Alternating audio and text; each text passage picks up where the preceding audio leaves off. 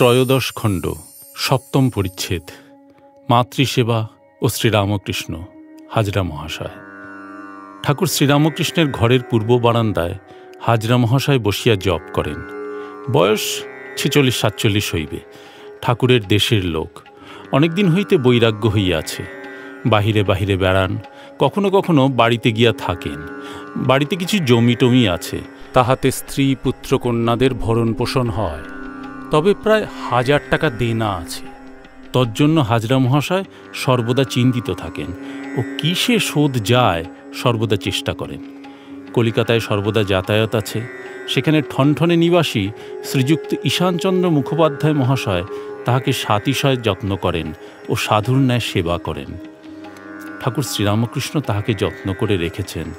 কাপড় ছিঁড়ে গেলে কাপড় কিনে দেওয়ান, সর্বদা সংবাদ লন ও ঈশ্বরীয় কথা তাহার সঙ্গে সর্বদা হয়ে থাকে।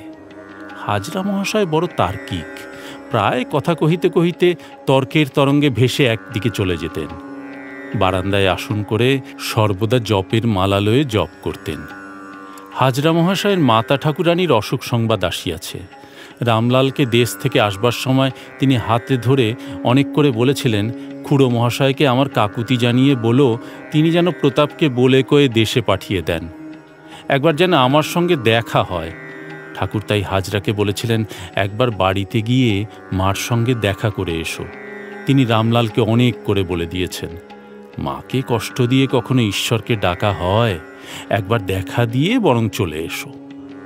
ভক্তের মজলিস ভাঙিলে পর মহিমাচরণ হাজরাকে সঙ্গে করিয়া ঠাকুরের কাছে উপস্থিত হইলেন। মাস্টারও আছেন। মহিমাচরণ শ্রীরামকৃষ্ণের প্রতি সহাস্যে বলিলেন, মহাশয়, আপনার কাছে দরবার আছে। আপনি কেন হাজরাকে বাড়ি যেতে বলেছেন? আবার সংসারে যেতে ওর ইচ্ছা নাই। শ্রীরামকৃষ্ণ বলিলেন, ওর মা রামলালের কাছে অনেক দুঃখ করেছে, তাই বললুম 3 দিনের জন্য না হয় যাও, একবার দেখা দিয়ে এসো। মাকে কষ্ট দিয়ে কি ঈশ্বর সাধনা হয়? আমি বৃন্দাবনে রয়ে যাচ্ছিলাম, তখন মাকে মনে পড়ল। ভাবলুম মা যে কাঁদবে, তখন আবার সেজবাবুর সঙ্গে এখানে চলে এলুম। আর সংসারে যেতে জ্ঞানীর ভয় কি?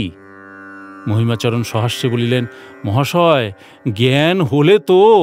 শ্রীরামকৃষ্ণ সহাস্যে বলিলেন, হাজরার সবই হয়েছে, একটু সংসারে মন আছে, ছেলেরা রয়েছে, কিছু টাকা ধার রয়েছে, মামির সব অসুখ সেরে গেছে, একটু কসুর আছে। সকলের হাস্য। মহিমা বললেন, কোথায় জ্ঞান হয়েছে মহাশয়? ঠাকুর হাসিয়া বলিলেন, না গো, তুমি জানো না। সবাই বলে হাজরা একটি লোক রাসমণির ঠাকুর বাড়িতে আছে, হাজরারই নাম করে, এখানকার নাম কেউ করে? সকলে হাসিতে লাগিল। হাজরা বলিলেন, আপনি নিরুপম, আপনার উপমা নাই, তাই কেউ আপনাকে বুঝতে পারে না। শ্রীরামকৃষ্ণ বললেন, তবেই নিরুপমের সঙ্গে কোনো কাজ হয় না, তা এখানকার নাম কেউ করবে কেন? মহিমা বললেন, মহাশয়, ও কি জানে? আপনি যেরূপ উপদেশ দেবেন ও তাই করবে। শ্রীরামকৃষ্ণ বলিলেন, কেন, তুমি ওকে বরং জিজ্ঞাসা করো। ও আমায় বলেছে তোমার সঙ্গে আমার লেনা দেনা নাই। মহিমা বললেন, ভারী তর্ক করে। শ্রীরামকৃষ্ণ বলিলেন, ও মাঝে মাঝে আমায় আবার শিক্ষা দেয়। সকলে হাসিতে লাগিল।